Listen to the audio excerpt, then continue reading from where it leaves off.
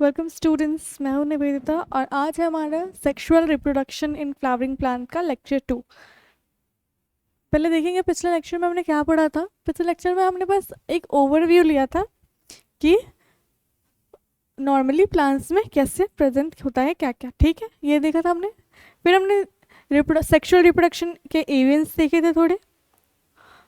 हमने एक फ्लावर को थोड़ा डिटेल में जाना था कि इनके कौन कौन से पार्ट अलग अलग होते हैं। हमने वर्ल्ड ऑफ फ्लावर पढ़ा था, androecium, gynoecium, Corolla and calyx, ये पढ़ा था हमने। और हमने प्री फर्टिलाइजेशन भी इवेंट भी शुरू कर दिया था। इसमें हमने पहले देखा था कि फ्लावरिंग करने के लिए हमने पढ़ा था बुक में कि the decision of flowering takes place much before the actual flowering is seen on the plant. ये हमने पढ़ा था कि जो डिसीजन होता है उसको बहुत पहले से ले लिया जाता है। इसकी वजह से क्या होता है, बहुत सारे स्ट्रक्चरल एंड हार्मोनल चेंजेस आने शुरू हो जाते हैं प्लांट में। फ्लोरल इन्फ्लोरेसेंस का फॉर्मेशन होना शुरू हो जाता है। हार्मोनल चेंजेस में जैसे हमने हार्मोन्स पढ़ा है, ऑक्सीन, साइटोकाइनिन, जो सेल डिवीजन करना शुरू कर देते हैं बहुत, ठीक है ना। हमने पढ़ा था कि जो शूट मेरिस्टेम होता है वो फ्लोरल मेरिस्टेम में कन्वर्ट हो जाता है, वो फ्लोरल प्राइमोर्डियम का फॉर्मेशन करता है, उसके बाद फ्लोरल बर्ड बनता है और लास्ट में फ्लावर का फॉर्मेशन होता है। ठीक, ये चीज़ें हमने पढ़ ली थी। आज हम शुरू करने वाले हैं हमारा मेल रिप्रोडक्टिव सिस्टम। शुरू करें नेक्स्ट पेज से, यहीं से शुरू करते हैं। प्री फर्टिलाइजेशन इवेंट में ही हम क्या पढ़ने वाले हैं, गैमेटोजेनेसिस पढ़ने वाले हैं, प्री फर्टिलाइजेशन में पढ़ने वाले हैं, फिर पॉलिन, फिर गैमीट ट्रांसफ़र। ये पढ़ा है हमने। प्री फर्टिलाइजेशन में बेसिकली यही दो चीज़ें होती हैं। तो पहले हम पढ़ेंगे गैमेटोजेनेसिस, मेल गैमीट का फॉर्मेशन कैसे होता है, फीमेल गैमीट का फॉर्मेशन कैसे होता है, ये पढ़ने वाले हैं। फिर हम पढ़ेंगे कि ट्रांसफ़र कैसे होता है, जिसमें हम पॉलिनेशन पढ़ने वाले हैं, पॉलिनेटर्स, डिफरेंट पॉलिनेटिंग एजेंट पढ़ने वाले हैं। उसके बाद हम डबल फर्टिलाइजेशन पढ़ेंगे। तो आज हम शुरू करने वाले हैं मेल गैमीट फॉर्मेशन से, यानी कि मेल रिप्रोडक्टिव पार्ट। शुरू करें, चलिए शुरू करते हैं।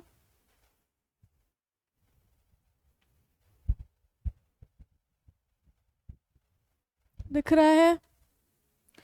ये क्या लिखा है भाई, ये क्या लिखा है? बहुत बड़ा हो गया ये तो।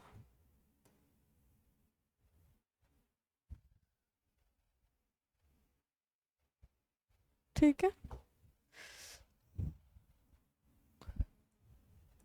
इसको थोड़ा सही कर दे। एंड है, ठीक है, एंड ओके, दिख रहा है सबको सही से? शुरू करने वाले मेल रिप्रोडक्टिव पार्ट। जैसे कि हमें पता है कि प्लांट में मेल रिप्रोडक्टिव पार्ट कौन सा होता है, मेल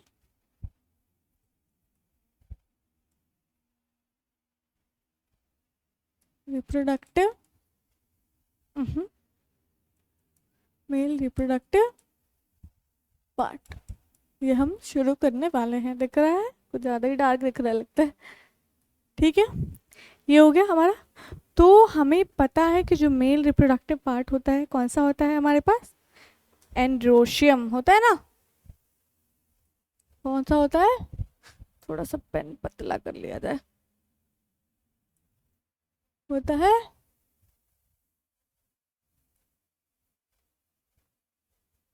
एंड्रोशियम, यही होता है। और यूनिट ऑफ एंड्रोशियम की अगर हम बात करें तो कौन सा होता है, यूनिट ऑफ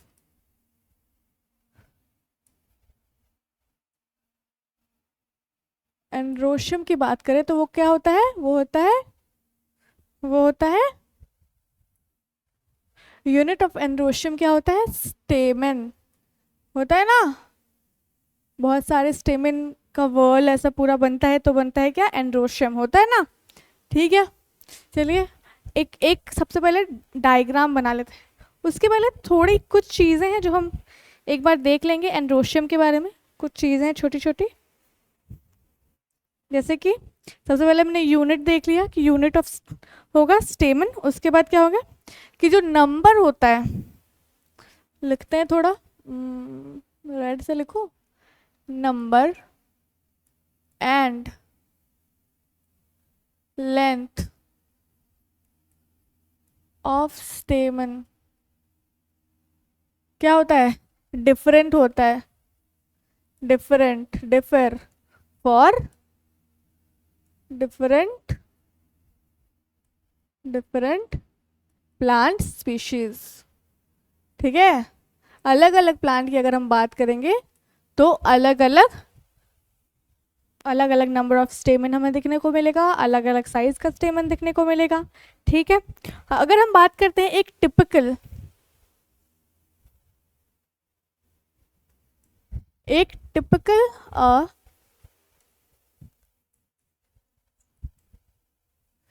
टिपिकल स्टेमन, इसकी हम बात करते हैं। ठीक है, एक टिपिकल एंड्रोशियम प्लांट का स्टेमन। ठीक है, अगर इसकी हम बात करते हैं तो ये कैसा रहता है, इसका एक डायग्राम ड्रॉ कर ले। सबसे पहले तो ये सब मिटाओ।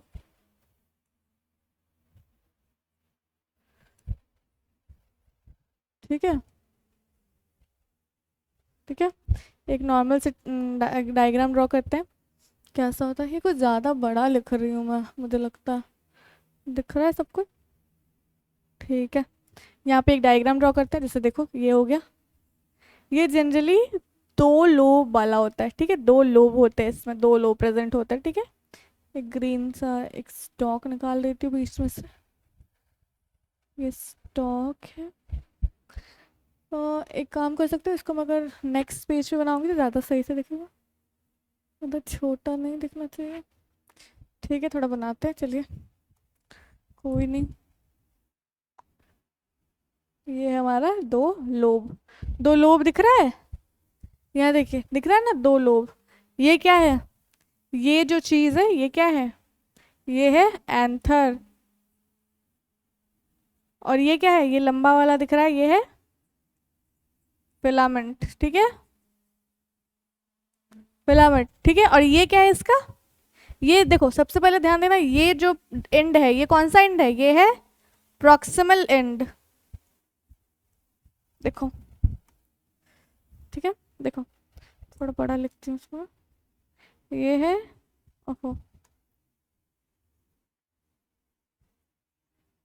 Proximal and. ठीक है, और ये कौन सा एंड है, ये वाला, ये है डिस्टल एंड, है ना, दिख रहा है ना।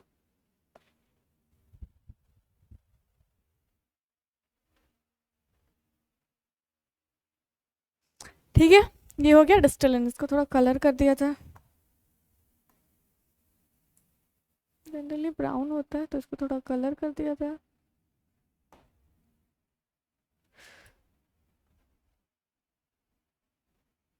ये सब कलरफुल। ठीक है, ये है हमारा स्टेमन। ठीक है बेटा,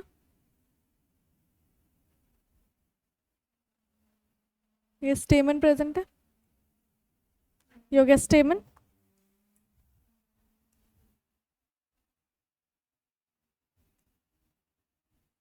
ये स्टेमन दिख रहा है अच्छी तरह, दिख रहा है ना। चलो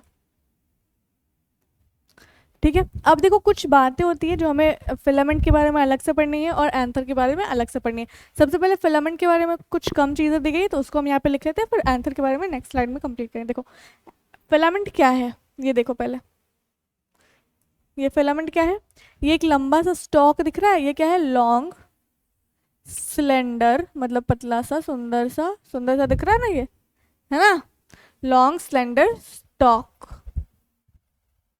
ठीक है, दिख रहा है, ये लंबा सा स्टॉक दिख रहा है। ये क्या करता है, ये क्या करता है, ये एंथर को कनेक्ट करता है, किससे, फ्लावर्स के साथ कनेक्ट करता है। लेकिन एक चीज़ और देखो, इसका जो प्रॉक्सिमल पार्ट है ना, ये नीचे वाला, अगर हम ऐसे बात करें कि इसका जो एंड है, ये ज़्यादा पास कौन सा पार्ट है फ्लावर के, यही वाला पास है ना। अगर हम बात करते हैं तो फ्लावर के सबसे ज़्यादा पास कौन सा एंड है, प्रॉक्सिमल एंड, यानी कि पास प्रॉक्सिमल, पी भी याद रखना है। ठीक है, तो प्रॉक्सिमल एंड क्या होता है, proximal end of filament is attached to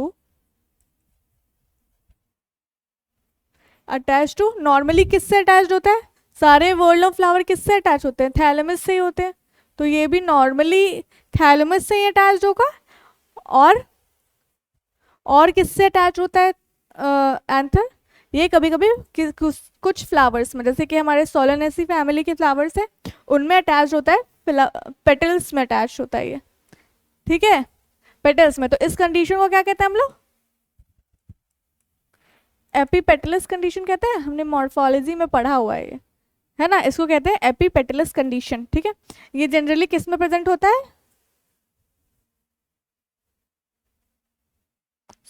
Solanaceae family में प्रेजेंट होता है जनरली, ठीक है, सोलेनेसी फैमिली में जनरली प्रेजेंट होता है, ठीक है। ये चीज़ होगी। फिलामेंट के बारे में हमने देख लिया सब कुछ, ठीक है। आगे बढ़े, अब एंथर के बारे में पढ़ लेते हैं डिटेल में थोड़ा। सबसे ज़्यादा ज़रूरी है ये अभी, क्योंकि रिप्रोडक्शन कराना है ना, तो अभी सबसे ज़्यादा ज़रूरी एंथर के बारे में पढ़ना ही है। चलिए एंथर शुरू करते हैं। क्या शुरू करना है? एंथर।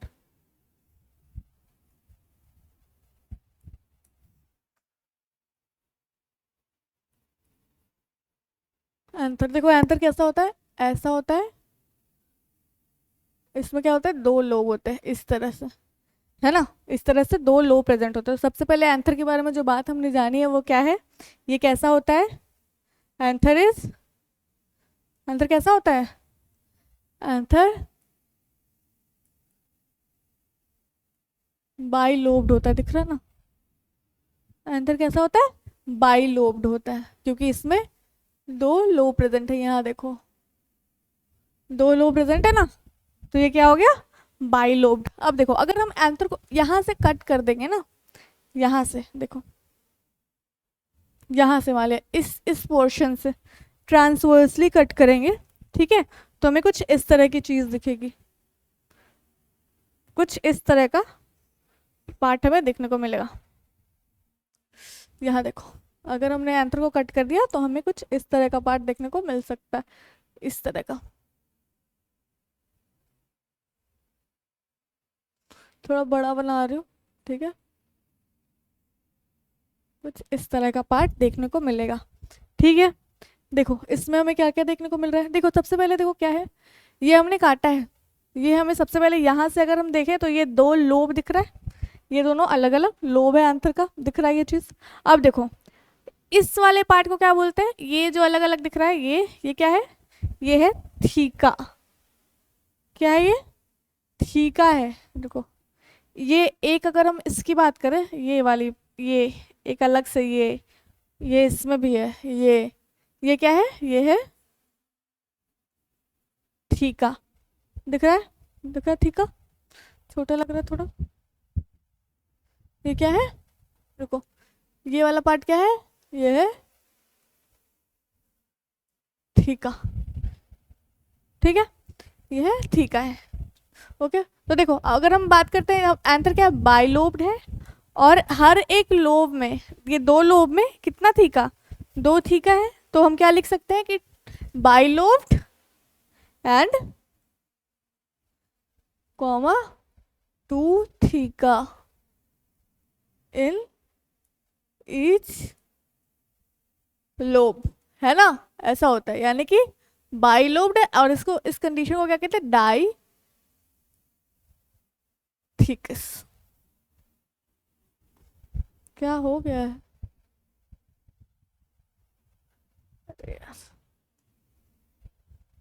डाई थीकस, ठीक है, डाई थीकस कंडीशन। चलिए आगे बढ़े, यहाँ तक समझ आ गया? दो लोब प्रेजेंट है, दोनों लोब में दो दो थीका प्रेजेंट है, इसीलिए इसको बाइलोब्ड एंड डाइथीकस भी कहते हैं। ये टिपिकल एंथर की बात हो रही है। एक नॉर्मल सा एंथर कैसा रहता है? नॉर्मल सा एंथर कैसा रहता है? बाइलोब्ड होता है और डाइथीकस होता है, ठीक है, ये चीज़ हम समझ गए। अब देखो ये थीका तो हो गया, चार थीका है हमारे पास। अब चार थीका में प्रेजेंट क्या है? सबसे पहले ये थीका में प्रेजेंट होता है यहाँ पे, ये इस तरह के सैक प्रेजेंट होते हैं, ठीक है, ये सैक अंदर तक जाते हैं। मैं तो ऐसे सामने से देख रहे हैं ना हम लोग ऊपर, ये तो नीचे तक जा रहा होगा ना, है ना। तो सैक प्रेजेंट होते हैं, इन सैक्स को क्या कहते हैं हम?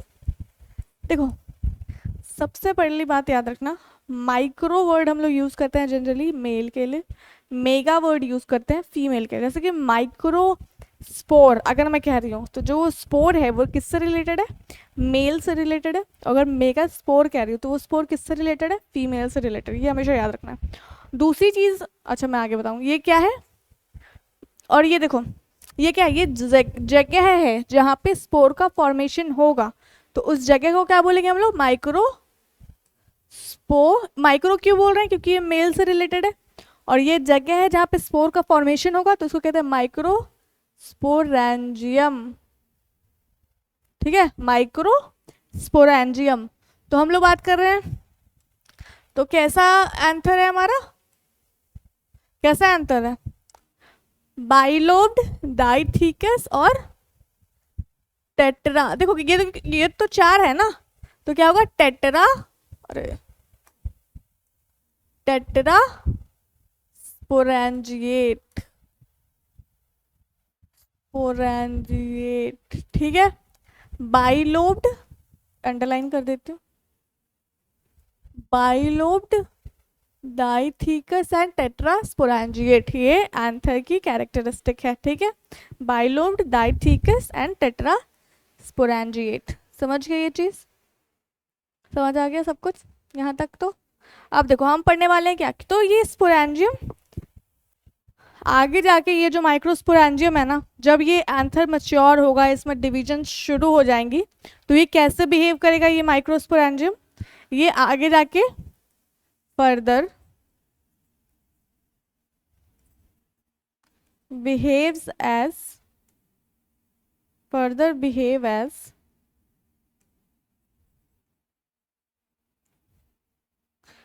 what, pollen sac, मतलब ये एक तरह से बैग जिसमें पॉलन ग्रेन्स रहेंगी। ठीक है, और उसके बाद यही फिर इसका डिहीजन होगा, मतलब ये टूट जाएगा, फट जाएगा, तो इसमें से सारे पॉलन ग्रेन बाहर निकल जाएंगे। ठीक है, यही प्रोसेस होता है नॉर्मली।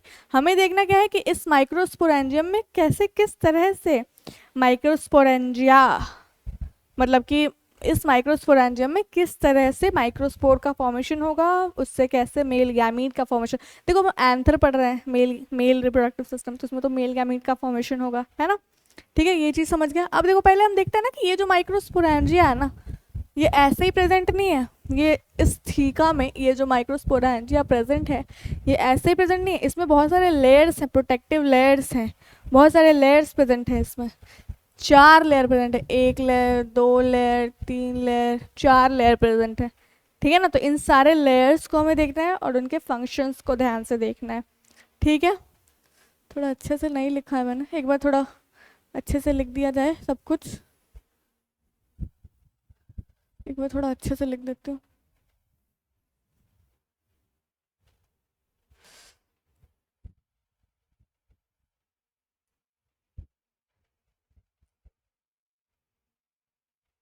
ठीक है, एक बार थोड़ा अच्छे से लिख दिया जाए।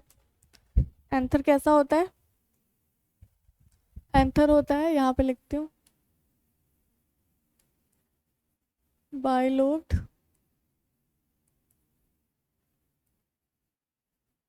डाइथिकस और टेट्रा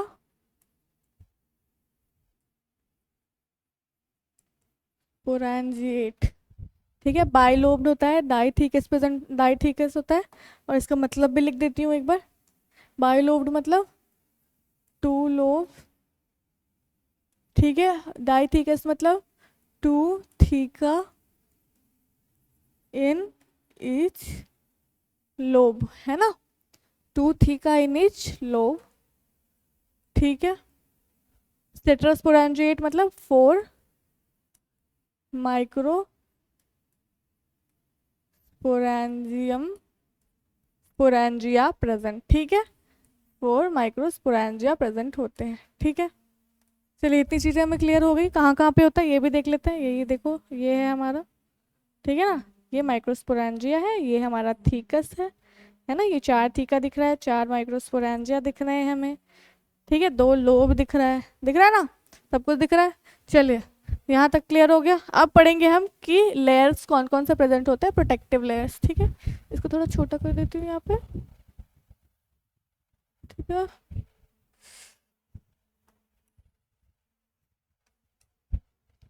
दिख रहा है ये अच्छे से? थोड़ा बड़ा कर दो।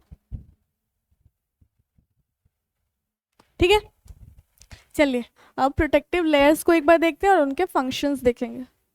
चलिए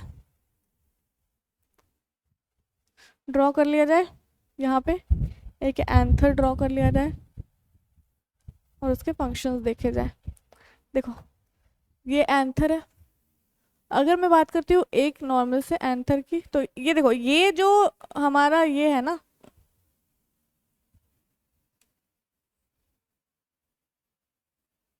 देखो ये एंथर मान लिया नॉर्मल सा, ठीक है। तो ये जो प्रोटेक्टिव लेयर है ना, ये चारों तरफ ही प्रेजेंट है, बस मैं एक तरफ का ही दिखाऊंगी क्योंकि मुझे अभी करना है, ठीक है। तो एक तरफ का मैं दिखाने जा रही हूँ, थोड़ा और बड़ा बना दिया जाए फिर तो। सॉरी बच्चों, थोड़ी गलती हो रही है, और बड़ा बना दिया जाए। इसको उधर नहीं कर सकती हूँ ना, ठीक है चलो। ये देखो,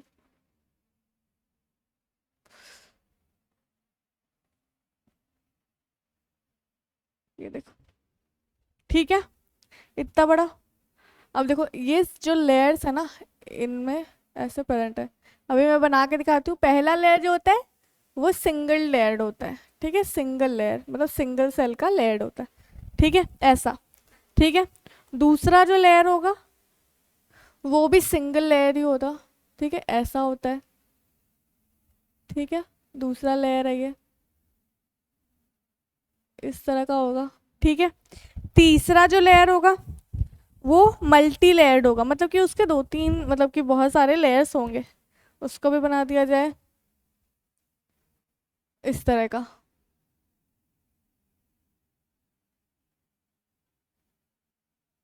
ठीक है। इसके थोड़े ज़्यादा लेयर प्रेजेंट होते हैं, ठीक है ऐसे। जो चौथा लेयर होगा वो सबसे अंदर का लेयर होगा और सबसे अंदर वाला लेयर होगा, क्योंकि चार ही लेयर प्रेजेंट है ना। पहला लेयर सिंगल लेयर्ड है, दूसरा भी सिंगल लेयर्ड है, तीसरा जो है मल्टी लेयर्ड है, और चौथा जो है वो भी मल्टी लेयर्ड ही होता है। और वो क्या होता है, सबसे अंदर चीज यहाँ पे जो सेंटर में प्रेजेंट है वो क्या प्रेजेंट है, माइक्रोस्पोरेंजियम प्रेजेंट ही है ना। थीका में क्या प्रेजेंट होगा, माइक्रोस्पोरेंजियम प्रेजेंट होगा। तो वो क्या होता है, सबसे नजदीक होता है माइक्रोस्पोरेंजियम के, ठीक है, उस बैग के सबसे नजदीक होता है। यहाँ पे दूसरे से बनाते हो, यहाँ पे देखो, यहाँ पे प्रेजेंट है, बहुत सारा लेयर होगा उसका, ठीक है, बहुत सारा होता है, ठीक है ना। और यहाँ पे बीच में, यहाँ पे क्या प्रेजेंट है हमारे पास, स्पोर माइक्रो स्पोरेंजियम प्रेजेंट है। और ऐसा ही सेम चारों जगह पे है, ठीक है। इधर वाला थोड़ा ज़्यादा बड़ा हो गया, अच्छा नहीं दिख रहा है, ठीक है। ऐसा ही सेम है चारों जगह पे, ठीक है। अब चलो देखो आगे, फिर आगे बढ़े। देखो अब हम क्या करेंगे, सबकी नेमिंग करते हैं, क्या क्या नाम है सबका। देखो क्या क्या नाम है। सबसे जो पहला वाला लेयर है ना, इसका नाम है सबसे पहला, ठीक है। तो इसका नाम होगा एपिडर्मिस। आउटसाइड जो सबसे पहला होता है, सबसे बाहर की तरफ, तो इसका नाम है एपिडर्मिस। सबसे बाहर की तरफ है, इसका नाम है एपिडर्मिस। इसकी कुछ कैरेक्टरिस्टिक है, ठीक है, वो लिख लेते हैं। सबसे पहले क्या है, ये सिंगल लेयर्ड होता है, सिंगल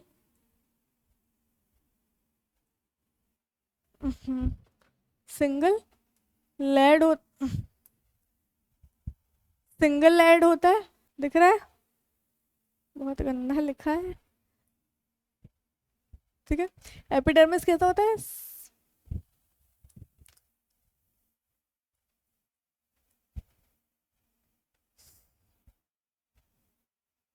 सिंगल लेयर्ड होता है। और इसका काम क्या होता है, ये किस लिए होता है, सबसे बाहर है तो ये प्रोटेक्शन के लिए ही होगा, सबसे बाहर है ना। तो इसका बेसिकली जो काम होता है वो प्रोटेक्शन ही होता है, ठीक है। पहला लेयर हमने कर लिया। दूसरा लेयर है वो भी बेसिकली सिंगल लेयर ही होता है, और वो कैसा होता है, एपिडर्मिस के अंदर होता है। उसका नाम क्या होगा, ये देखो उसका नाम क्या है, ये लेयर, ये जो दूसरा लेयर है इसका नाम क्या है, एंडो। देखो अंदर की तरफ है ना, एंडो एंडोथीशियम, ठीक है ना, एंडोथीशियम। सबसे पहला वाला एपिडर्मिस, दूसरा वाला एंडोथीशियम, ठीक है।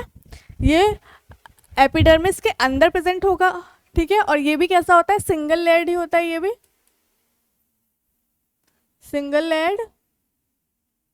और इसका भी काम क्या है,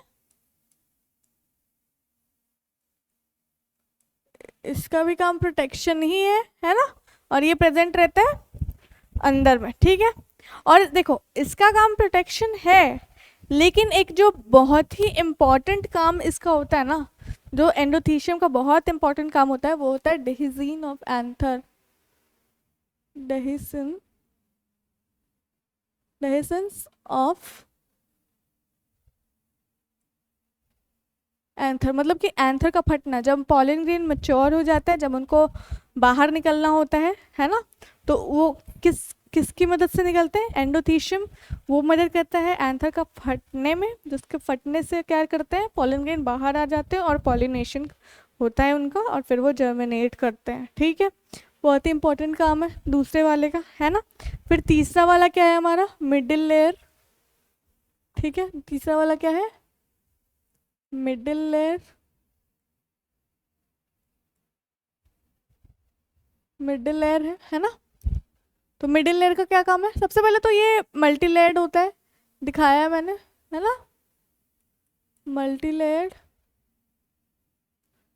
ये क्या करता है ना कि कुछ टाइम तक काम करता है, इसका भी बेसिकली काम वही प्रोटेक्टिव ही होगा, लेकिन है ना ये कुछ टाइम के बाद डिजेनरेट हो जाता है, ठीक है।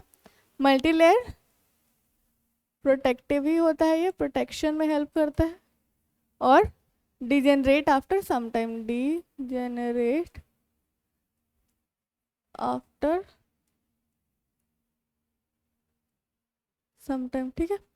सबसे इम्पॉर्टेंट लेयर जो है हमारा प्रेजेंट, वो कौन सा है, सबसे अंदर वाला, ठीक है। ये जो ब्लू दिख रहा है सबसे अंदर, ये सबसे ज़्यादा नज़दीक होता है ना माइक्रोस्पोरेंजियम के।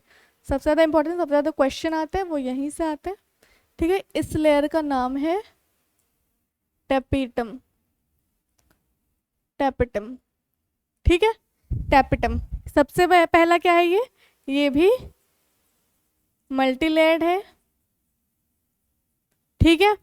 देखो इसमें क्या होता है ना, मल्टी न्यूक्लिएट भी होता है, कई सारे न्यूक्लियस प्रेजेंट होते हैं, ठीक है ना। ये भी, तो ये क्या मल्टी लेयर्ड, मल्टी न्यूक्लिएट। ये क्या करता है, इसका फंक्शन क्या है, ये जो डेवलपिंग पॉलन ग्रेन होता है ना, उसको क्या करता है, न्यूट्रिशन प्रोवाइड करता है। तो ये न्यूट्रिटिव होता है, न्यूट्रिटिव इन नेचर, है ना। ये न्यूट्रिशन प्रोवाइड करता है डेवलपिंग पॉलन ग्रेन को, ठीक है। और इसका ना साइटोप्लाज्म जो है वो बहुत ही ज़्यादा थिक होता है, dense cytoplasm, nutritive in nature, multi nuclear होता है। और क्या मैंने बताया कि ये स्पोरोजिनस टिश्यू, जो माइक्रोस्पोरेंजियम इसको सराउंड करता है। अब मैं बताऊंगी कि माइक्रोस्पोरेंजियम के अंदर क्या प्रेजेंट होता है, ये चीज़ हम देखेंगे अभी, ठीक है ना। तो ये क्या करता है, अभी लिखने के लिए लिखो, न्यूट्रिटिव होता है, और इसमें क्या होता है, डेंस साइटोप्लाज्म प्रेजेंट होता है, और सराउंड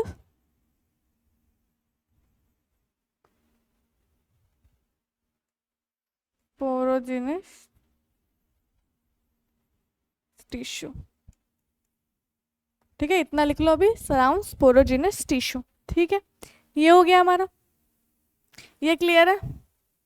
अब देखो यहाँ पे, देखो यहाँ पे,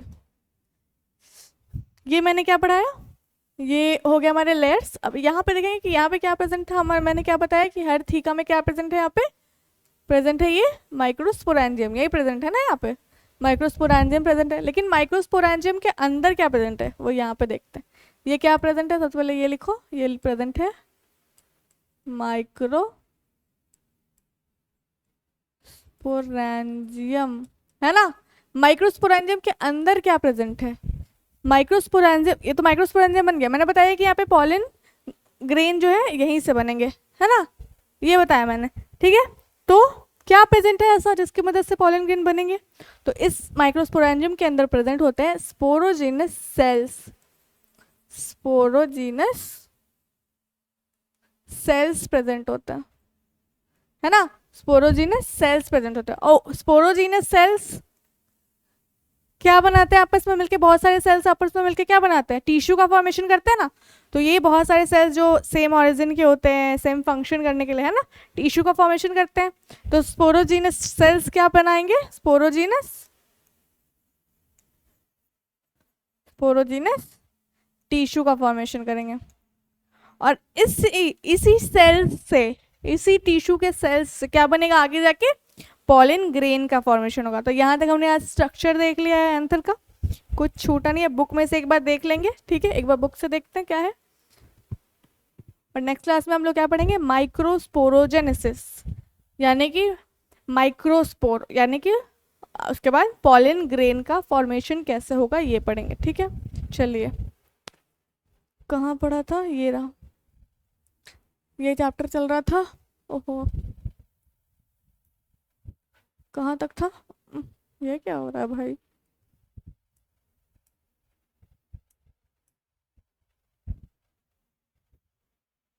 कहाँ तक दिया था, ये सब देख लिया था हमने। आइए स्टेमन देखते हैं, स्टेमन देखना था ना। चलिए स्टेमन, माइक्रोस्पोरेंजियम एंड पॉलन ग्रेन, ठीक है। फिगर, इस फिगर को देखो, ये एंथर का फिगर दिया हुआ है, बताया ना मैंने। देखो दो लोब दिख रहे हैं एंथर के, दो लोब दिख रहे हैं, ये क्या है, फिलामेंट है ना, ये फिलामेंट, ठीक है। ये देखो फिलामेंट है, ये यहाँ पे भी फिलामेंट, यहाँ पे भी फिलामेंट। ये वाला कौन सा है, ये देखो, जब इसको ट्रांसवर्सली ऐसे काट दिया है ना, तो ये वाला पार्ट आया है, ये देखो, दिख रहा है सबको। ये देखो पॉलन ग्रेन ये बन चुके हैं, ठीक है। ये देखो पूरा नीचे तक है, ये सारा नीचे तक है। मैंने बताया ना कि वो, मैं तो बस ऊपर से दिखा रही थी ना, लेकिन वो पूरा नीचे तक प्रेजेंट तो होगा ही है, ठीक है। ये लाइन ऑफ डेजीन है, मतलब कि यहाँ से एंथर फटेगा, ठीक है। फिर सारे पॉलन ग्रेन्स क्या है, इस तरह से बाहर निकलेंगे। अरे इसके पास आ गया, ठीक है, ये होगा। समझ आ गई बात, चलिए आगे बढ़े, पढ़ते हैं पहले, आइए। Shows the two part of typical stamen, the long and slender stalk called filament and the terminal generally bilobed structure called anther, ठीक है। The proximal end of filament is called proximal end of filament is attached to the thalamus or the petal of the flower। मैंने बताया thalamus से attach होता है normally, जब petal से attach होता है उसको एपिपेटलस कंडीशन बोलते हैं। The number and length of stamen are variable in different species, ये भी मैंने बताया है। If you were to collect stamen each from 10 flowers, each of different species, and arrange them on a slide, you would be able to appreciate the large variations in size seen in nature। मतलब कि अलग अलग size के flower में अलग अलग size के स्टेमन मिलेंगे आपको, ठीक है। Careful observation of each स्टेमन under a dissecting microscope, याद रखना है माइक्रोस्कोप का नाम, डाइसेक्टिंग माइक्रोस्कोप, ठीक है। And making neat diagram would elucidate the range in shape and attachment of anther in different flowers, ठीक है। A typical angiosperm anther is bilobed, ठीक है, बाइलोब्ड हमने पढ़ लिया। With each lobe having 2 theca, ठीक है, तो इसलिए दे आर डाइथीकस।